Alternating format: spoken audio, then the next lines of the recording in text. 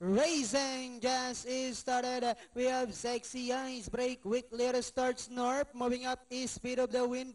In the middle portion, Elebenian Queen moving up. Best Asset. Lavi comes next. Dark Hero on your knees. Harbor Magic. Then next on Lana is Raisa Dancer. Yes, Joey is Strong Boy. Paragood's Order, while Bonjour is the early trailer from the management and staff of the Manila Jockey Club. We would like you to greet a Happy New Year. We have Speed of the Wind now takes command by our neck.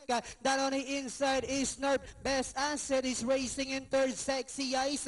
Then moving up on the outside now is Harbor Magic. Raisa Dancer is down on the inside. Labi Dark Hero. Yes, Joey. Then running by the release on your knees is Strong Boy. Paragood's Order racing second last is Elebenian Queen. While Bonjour is still racing in 14th.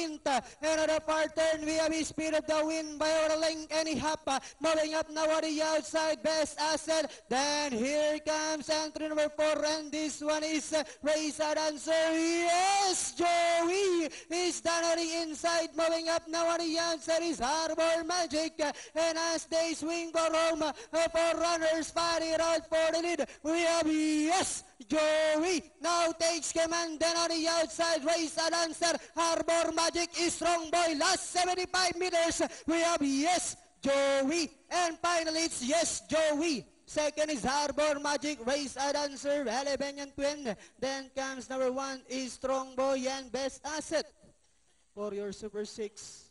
Alright, yung winner natin ng last